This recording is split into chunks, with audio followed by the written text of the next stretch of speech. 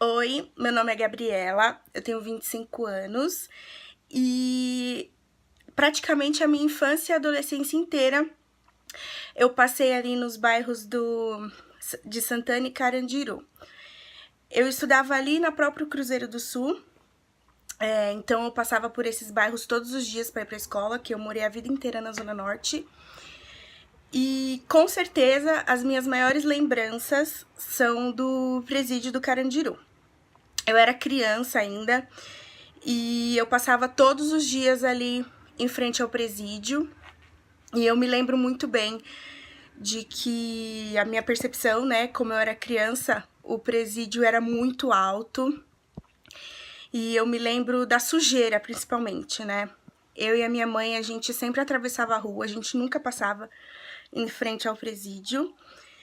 Por conta dessa sujeira, era lotado de gente quando tinha, assim, visita no meio da semana ou de final de semana, quando a gente passava por ali. Então, as filas, elas dobravam o quarteirão, era muita gente mesmo. E eu lembro que tinha um portãozão de aço enorme e sempre tinha um guardinha ou um policial ali fazendo a segurança do portão.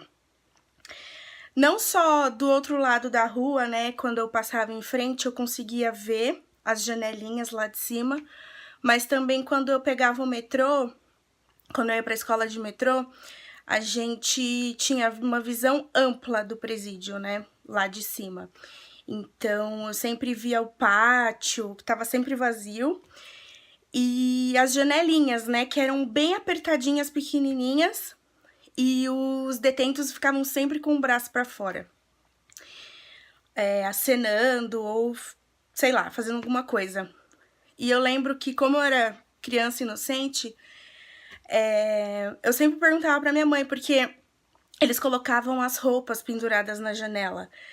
E aí eu achava estranho, eu falava, mãe, por que eles não estendem roupa no varal, né? E aí minha mãe falava, não, é porque eles não têm onde estender, porque é muito pequeno, né? Eles vivem no mesmo quarto e eles não têm onde estender. E aí eu lembro também que antes do massacre, antes de demolirem o Carandiru, eles, sempre que tinha emissoras de televisão que ia lá fazer cobertura, né? Que acontecia bastante, o pessoal ia gravar matéria lá, de jornal, enfim.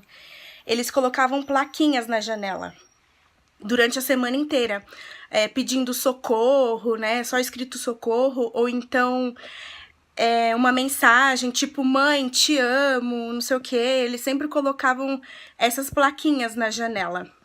Eu me lembro disso. E quando evacuaram o prédio, né? Porque a minha mãe nunca me contou que, na verdade, foi um massacre. Eu fui descobrir quando eu era adolescente que tinham matado um monte de gente, né? Porque eu tinha uns 9 anos quando evacuaram, né? Que tiraram todo mundo e demoliram. Aí nessa época a gente ficou com a Cruzeiro do Sul interditada, então a gente ia pela rua de trás pra ir pra escola, né? A gente não podia passar. E aí derrubaram tudo, aí minha mãe falou que os detentos tinham sido transferidos, né? E eu acreditei, porque eu era criança. E eu lembro que podia fazer visitas nas ruínas, né? Depois que demoliram tudo. Aí teve muita gente do trabalho da minha mãe, porque eu estudava do lado do trabalho da minha mãe, ali na Cruzeiro do Sul. Aí o pessoal ia fazer essas visitas. E tinha uma série de boatos de gente falando que o lugar era mal assombrado, que se sentiu mal quando foi lá visitar as ruínas, que tinha muito espírito maligno, que tinha fantasma, não sei o quê. Aí eu era criança, era louca pra ir. Falar, mãe, vamos lá ver como é que é, né? Porque a gente sempre olhou de fora, eu queria ver como que era lá dentro. Tava tudo destruído, mas, tipo, todo mundo foi, a galera foi visitar.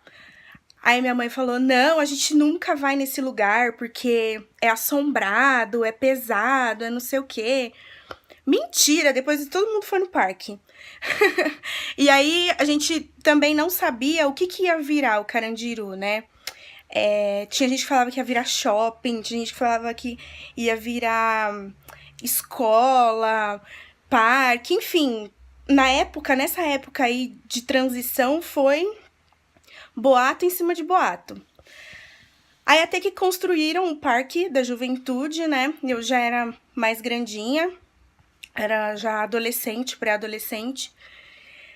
E demorou até a gente meio que quebrar esse estigma de que lá era mal assombrado, não sei o quê.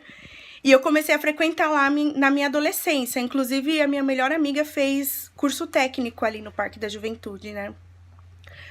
Aí a gente ia, quando era adolescente, no parque. Eu adorava, assim, porque tinha gente que morava perto da escola, então o pessoal levava bicicleta, skate, e a gente começou a frequentar mesmo o parque.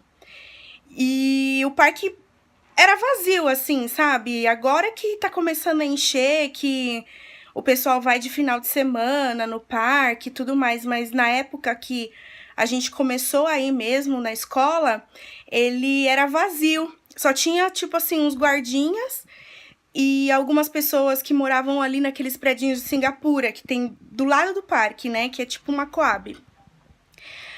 Aí a gente ficava ali nas quadras e tem um espaço no parque que todo mundo morria de medo porque falava que era mal assombrado. Então a gente sempre se desafiava pra ir lá naquela guarita, porque era tipo assim, uma guaritinha e o muro onde os guardinhas ficavam em cima pra olhar, pra fazer, pra olhar os detentos, assim, sabe? Pra fazer a segurança. Aí eles tinham visão ampla, tanto de fora quanto de dentro, né? Olhando de cima. E aí a gente fazia um labirinto ali.